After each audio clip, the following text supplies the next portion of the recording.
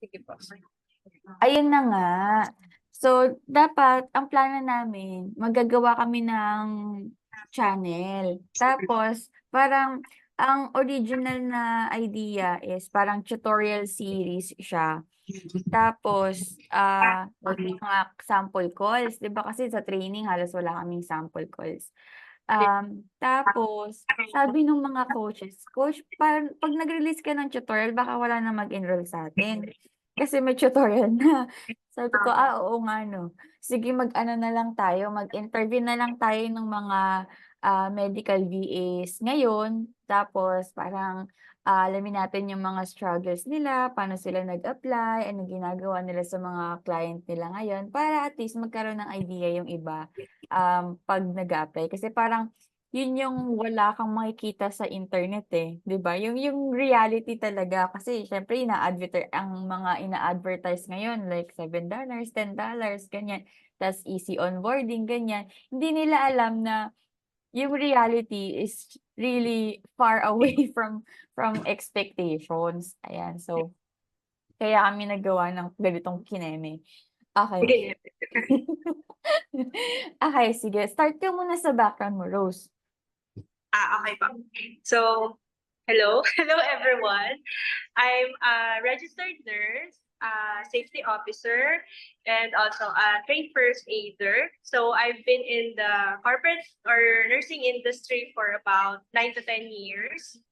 And then, wait lang. Sorry po. May Go. nagko-call ulit ako. Sige lang. Uh, Yan. Sorry po. Ayan po. Sige, go. And then, sino ba?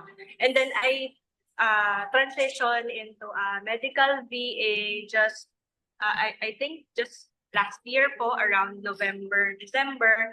And then at first, I tried enrolling sa mga agencies, but unfortunately, nahirapan ako. Struggle po talaga kasi parang bagong mundo for me na hindi ko alam yung pinasok ko. From may patients ako face to face, and then now virtual, parang nahirapan ako. To be honest, nahirapan ako mag-adjust.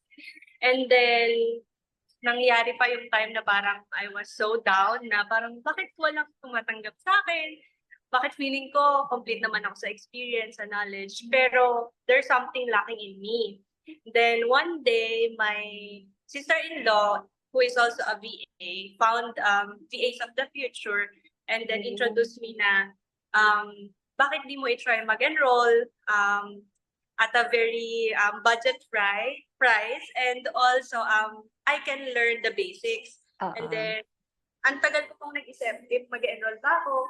And then, napag-isipan ko or napag-decidean ko na mag-enroll. And then, when I enrolled, feeling ko ito pala yung mga kulang sa akin. Kasi parang ang hirap po na sasabak ka lang pala sa isang gera na hindi mo alam yung kakaharapin Oo. mo.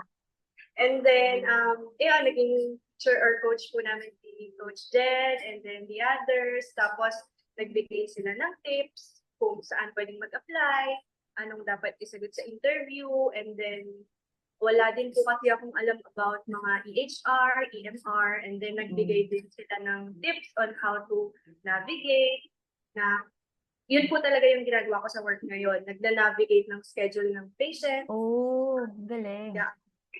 nag-update po if canceled, if no-show, or if nag-check-in na yung patient, and then add pa po doon yung mga, kasi para po siyang may messenger sa HR, yung mga messages na portal na pwede mong i-message yung doctor, yung patient, yun. Nagagawa din po namin siya ngayon. If merong magpa-follow up for patient refill, medications, ganyan. By the way, my work po is more on admin task sa isang psych clinic sa Atlanta, Georgia. And flexible naman po yung schedule ko. So, a week before, mag-send ng schedule yung doctor ko. And then, yun po yung susundin ko schedule. And luckily, sobrang bait po ng doctor na napuntahan ko. And Wow. may times po na pag natutuwa, nagbibigay ng bonus. And then, Oh, sana opo. all. Pero mabait po talaga siya. Wala naman po akong reklamo kasi sobrang sobrang mapagbigay niya and sobrang na-appreciate niya lahat ng ginagawa ko. Kahit baguhan lang Oo. po tayo dito sa industry. Oo. Paano yung ano, parang nag-motivate sa'yo mag-transition ka ng work from home gano'n? Syempre po yung family and then yung hirap na din po yung struggle na rin po ng Commuting, commuting. commute, Tapos yun, nakikita ko din salary. po online na magandang mag-BA, ganyan. Pero hindi po pala lahat ng nabasa ko is true. I mean, True. maganda talagang mag-BA, pero mahirap po siya. Mm.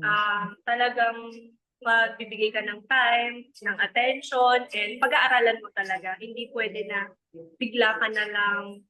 Meron po sigurong iba na madaling maka-adjust, pero Galing for me ka. kasi parang it takes time para makapag-adjust dun sa bagong career path. Mm. Mm. Ang ano lang, kasi 'di ba siyempre tayo medical, parang license dito sa Philippines, 'di ba, licensed medical professionals. Parang parang sinasabi nila may edge na tayo na alam na natin yung medical, like medical fields, yung mga processes. Pero alam mo yon, kahit na medical professional ka na, 'pag nandun ka na sa field, kahit na meron kang experience ng ano, ng like clinical o kaya naman patient rounds, sobrang iba pa din 'di ba, yung mga ginagawa mo talaga, parang malo-lost ka talaga. Kasi ako na-lost Yes. ako, eh. Na-lost talaga Yes. ako kaya parang sabi ko baka sa mga nurses ano siya, baka sa mga nurses medyo madali kasi siyempre familiar na sila sa araw-araw silang araw-araw silang nagsi ng patient. And then nung mga nakausap ko na mga nurses, sobrang nahirapan din sila kasi iba talaga yung US healthcare system sa Philippine na healthcare system, 'di ba? Saan mo nakuha yung client mo? Nakuha ko po siya sa Upwork. So, Upwork gano'n? yes po, nagpa-browse lang po ako. Before po kasi, after ko mag-BH of the future, na-hire ako sa isang agency again. And then, parang nasa pooling po kami, and then madami yung nakapila. So, while waiting, nakapasa po ako dun sa training. While waiting, nag-try lang po mag-browse, Upwork, mga online jobs. Nakita ko po yung part-time, kasi part-time po talaga yung hinahanap ko since medyo busy din po sa morning. Tapos po, nung nakita ko siya, ayun po, yung isa pang struggle is busy yung mga doctor sa US. So, Hmm. medyo matagal po silang sumagot. So, medyo parang almost 1 month po ako naghintay bago ako nabalikan ni doctor. And then, nung na-interview po, pinag-start na po agad. Then, tuloy-tuloy na po siya. From Oh. February po ako na-hire hanggang ngayon po, nasa kanya po. Okey. Pero kamusta naman yung onboarding mo? Siyempre 'pag interview phase 'di ba yun nga ang tagal nila mag-reply kasi siyempre sobrang daming ginagawa. And then nung onboarding mo ganun din or mas nahirapan ka ng paghahanap ng client kaysa sa onboarding? To be honest po ulit, nung onboarding, I thought may VA po na instruct sa akin, Pinoy or American na, oh, this is the process, and then ganito, ganyan. Pero wala po. Wala 'di Self-review. ba? Opo. Bibigyan ka lang po ng video tutorial ni doctor, and then binigyan po ako ng 2 hours. Oh, pag-aralan mo to, ganito. And then the next day, nag-meet lang po kami via Zoom. Actually, yun po yung struggle kasi akala ko may senior ako na mag-guide. Oo. Pero you're all by yourself pala. Na Oo. dapat, di ba po minsan coach nagchat-chat ako sa inyo, coach paano Oo. ba to? Ganyan. Ayan po. And then pagka po may tanong ka, sasagot naman po yung doctor, pero may times kasi na may patients, busy sila. Mm. Babalikan mo po yung video, yung tutorial, and then tatantsahin mo na doon kung ano ba yung next na gagawin mo after receiving the call, mag-update ka ba ng schedule, ganun. Yun. Okey. Pero lahat naman na-discuss dun sa video or meron pa siyang ibang tinuro sa'yo? Na-discuss naman po, pero wala na po doon yung ibang mga, for example, how you handle irate patients, yung mga ganun mga Ah, basics po na dapat alam mo na, parang ganun. oo. So nakatulong talaga yung training sa'yo, eh, 'no? Yes po, kasi hindi na po niya ako tinuruan. Parang in-assume na niya na sanay ka ng mag-navigate ng EHR. So, Wow. alam mo na yan, ganun. Pero may mga times mo na nagtatanong ako. Pero malaking tulong po kasi pinagamit niyo po yung Practice Fusion, in which ang gamit po kasi namin is Charmy HR. So, almost the same naman Almost po. the same? Oh. Naghanap din po ako sa YouTube kung paano siya i-navigate. So, ayun, nakaya na naman. Galing. Pero di ba pag nag-ano ka na, nag-explore ka na ng Practice Fusion, parang medyo okay na rin yung ibang EHR, medyo madali na siyang ano, i-navigate. Ako, may basics na din May po kayo. basic Ang galing naman nun. May alam mo ba may nakausap din ako kahapon. Medical VA din siya, galing din siya sa VA of the Future. Tapos, medical VA siya pero laboratory yung practice nila. Tapos ano, sobra din siya nahirapan sa onboarding kasi wala ding nagturo sa kanya. Wala ding executive. So parang, alam mo yun, naisip ko lang, oo nga no, parang tinuturo sa training yung mga gagawin mo. Pero parang mas naku-culture siya kapag may client ka na kasi wala talaga nagtuturo sa'yo ng process na parang malay mo naman, iba yung training mo kaysa dun sa gagawin mo talaga in actual, di ba? Pero almost the same naman, di ba? Yes po. Really nice. So, ang pinaka nahirapan ka na part is onboarding or paghahanap ng client? Parang parehas lang po. Kasi, meron po, based po sa experience ko, yung mga nakita ko po kasi online is, for example lang po, $5 per hour. Then pag na-hire ka, yun pala, agency sila and pooling kayo. Mm, Ngayon lang po kasi talaga ako naka-tsempo na pagka-hire ko, direct na po ako direct client. sa client po. And then sa onboarding, yun po yung struggle ko na wala po palang senior na nurse or VA na Oo. mag-assist. Kailangan mong matuto by your own. Oo. Kailangan talaga yun eh. Ang Yes galing. po. Yung sa agency mo, anong nangyari? Nag-ano ka na, nag-resign ka na gano'n? Nag-out ka na? Nung na-hire po ako, nagpaalam na po ako kasi parang I think 3 months na po akong waiting sa pooling. Oh. Wala pa rin pong client. Kaya nag-try po ako humanap ng direct. Mm. Yun nga din yung sinasabi ko din sa ibang ano, sa iba na nag-ano, nag-agency. Kasi ang dami ding iba from the training simula batch 1 to batch 11 na nag-agency tapos mga 3 months, 4 months ng pooling. Sabi ko, why not try kang mag-explore other than parang hindi ka na masyadong nag-wait, ganyan. Kung ano lang naman, parang option lang naman ba for you, parang hindi kasi yung iba, pag nag-wait, iba sila eh, iba yung ugali nila eh, parang parang pasan nila ang mundo, parang gano'n. So, parang parang wala na silang ibang option, which is meron naman talagang ibang option, which is apply ka ng sarili mo, ganyan. So, which is ang galing naman. Mahabang pasensya lang po talaga kasi Oo, when the right client comes, ayun na po talaga. oo. Mare-realize mo din na ito na yun, ito na yung hinihintay ko, 'di ba? Parang, sa lahat ng struggle mo napunta ka na sa mabait na client, generous na client, hindi toxic, ganyan, hindi, yung medyo stable, okey yung pay mo, magkano pay mo? $6 per hour. $6, okey na din, tas part-time, 'di ba? At least maganda nga ngayon kasi ang dami na nag-o-offer ng part-time, 'di ba? Sa'kin din, I recently landed a role, part-time din siya. Ang offer niya sa'kin 18. Shala 18, sino ka Paano? diyan?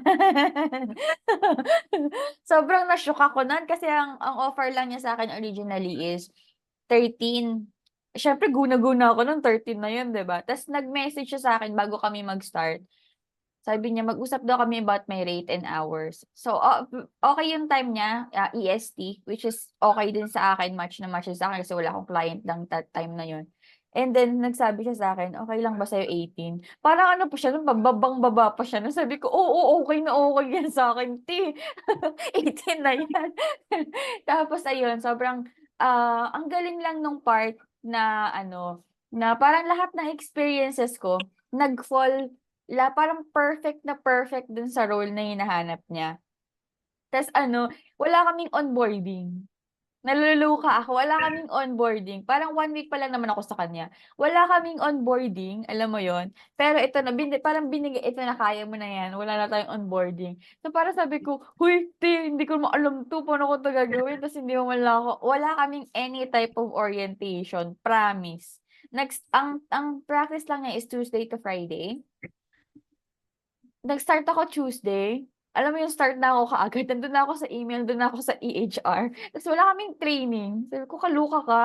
Buti na lang talaga may experience ako tapos siyempre nagagamay ko na siya kasi siyempre ang dami ko ng napuntahan na role, ganyan, dami ko na ano, na EHR, napa-practice ta's every time nagki-training ako mas nahahasa pa yung skills ko. So, ang ano lang, yung timing ba, gano'n. Yung timing ba. Anong batch ka nung ano, VAs of the Future? Batch 5 po. Tapos nag-upgrade ako, kaya 5 and 6. 5 and 6? Ah, okey. Ta's nakakuha ka ng client? Nag-VA po ako around November hanggang December. Nagka-client po ako. Nag-apply na po ako nung January, ganyan. After ko po kasing mag-VA, nag-a-apply na ako noon. So, na-hire po ako sa isang agency nga Yung po, yung agency, oo. matagal yung pooling. Parang habang nag-VA ako, I think nagkasabay na Nagte-training ka dun, 'di ba? ako, Nakwento mo sa'kin nagte-training nagtitraining. ka, Tapos na-hire ako dun sa isa pong sa agency. part-time. Yes po. Tapos, around February po, ako na-hire dito sa direct client. Naalala ko parang ni-refer kita sa isang ano, 'di ba, sa isang agency. Na-hire din Tapos po ako dun. na-hire ka dun? Tas Nagka-problem po kasi, di ba po, coach, yung client ko po ngayon. And oo. then, nung ni-refer niyo po ako, na-hire ako, and then nagtanong po ako dun sa doctor ko kung mag-end na po ba talaga yung contract namin. And then sabi niya, no, I will fix everything kasi nagkaroon po ng problem sa card niya Upwork. po. Oo, 'di ba? Kaya sabi niya, wag ko daw po muna siyang iwan. I-continue ko daw po yung yung aming Yung work. oo. Yun. Oo, ang galing nung part na yun. Kasi that time, 'di ba, siyempre parang isa ako dun sa mga nag-refer sa'yo. Tapos talagang sobrang pinagkatiwalaan mo talaga yung client mo. Like, "Hindi coach, hintayin ko 'to. Feeling ko talaga babalik 'to sa'kin." Yun yung sabi mo sa'kin, naalala ko yun, eh. Tapos parang sabi ko sa akin, "Kung ako yan, bibitawan ko na yan." Parang isip-isip ko sa sarili ko kasi siyempre parang I'm looking for work na stable. Tapos parang sa isip ko, kung ako bibitawan ko yan. So parang na-amaze ako na ano, na-amaze ako ng time na sabi mo sa'kin, "Hindi coach, hintayin ko 'tong client na 'to. Parang ito talaga yung client para sa'kin." Naalala ko yun. Tapos sinabi ko dun sa nagre-recruit, sabi ko hindi daw siya magko-continue, hintayin daw niya yung client niya. Sabi ko sa kanya, sabi niya, okey. Kasi parang, matching na din yun with client, eh.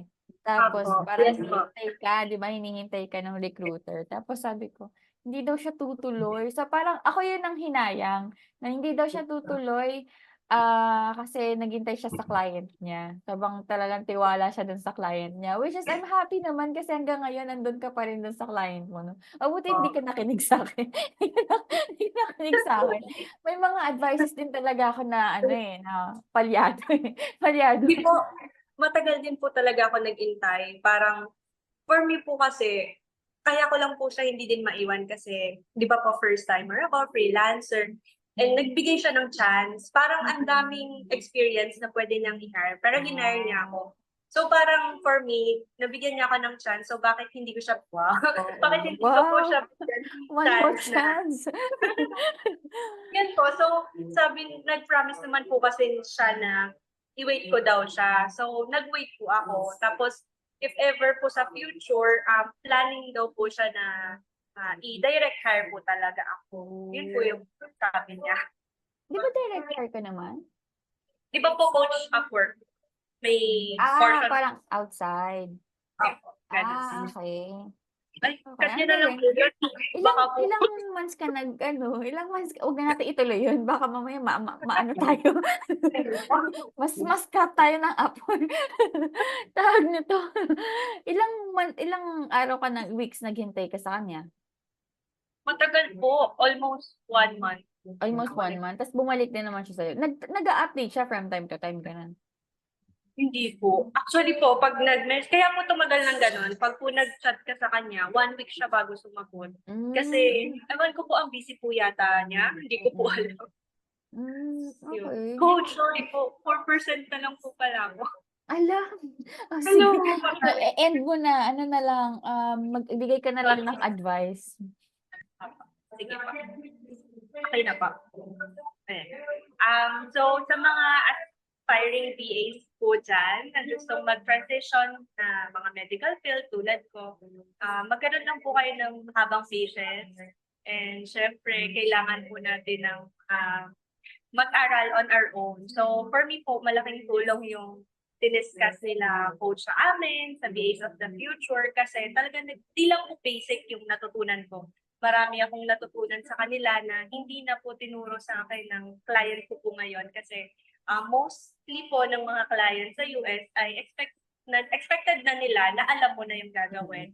So dapat ikaw din po sa sarili mo bago ka pumasok sa isang work, dapat handa ka kung ano yung kakaharapin mo. So I advise kung kaya naman po ninyong mag-enroll sa mga ganitong kind of program, mag-invest po kayo. Para pag punta nyo sa client nyo, hindi na tayo parang nangangapa na, ay, paano ba yung gagawin ko dito? Paano ba to? Para at least pag nandun na po tayo, confident na tayo na, ay, naturo na sa amin to. Alam ko na to. And good thing din po, nagbibigay po sila coach ng toolkit.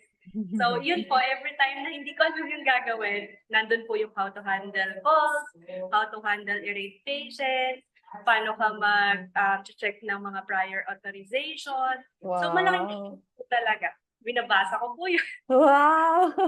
Ay, Talaga. proud naman.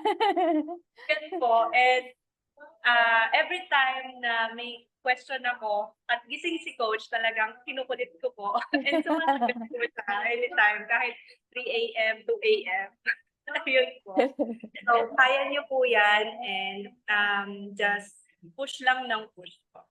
God bless. Ayun. Oo, very, very thoughtful yung idea. Kasi parang talaga pag nasa field ka na, talagang kailangan mong maging resourceful and kailangan mo talagang mag-research. And it's hindi naman parang mandatory na mag-online course ka, but at least you know no na alam mo yung gagawin mo talaga na hindi ka totally lost. Kasi pagdating sa internet, wala diyang step by step process talaga on how to do things, 'di ba?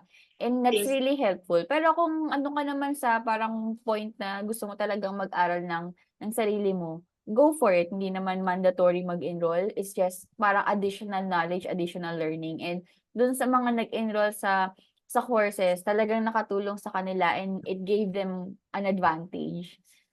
Ayun. Yes. Pero it's just a little help, pero kung susuma total, sobrang laki din ng naitulong ng pagkuha ng client, no? And then pag nandun ka na sa client, alam mo na yung gagawin mo, katulad ng situation mo, alam na parang in-expect na alam mo yung gagawin mo, and then nag-help talaga yung training kasi you have all the confidence na alam mo yung gagawin mo kasi tinuro siya sa training other than nag-research ka and you're not really sure, di ba? And as well as meron kang support na may makokontak ka pag talagang may mga questions ka na hindi masagot ng toolkit, hindi masagot ng Google, di ba? Kasi may mga situations, ganyan. And okay din yung may support na gano'n. Nung time ko kasi wala talagang support and thankful naman ako na may support na ngayon, not just VAs of the future but other medical VAs din, 'di ba, na nag-o-offer ng courses. Wait! Natawag na ako ng asawa ko. Ayan. Thank you so much for your time, Rose. Thank you. Thank you Pag may po. questions ka lang ulit, no, message mo lang ako anytime naman. Yes po. Thank you po. Thank you so much. Bye-bye. Bye-bye po. Ingat po. Ingat ka. Bye-bye. Ko.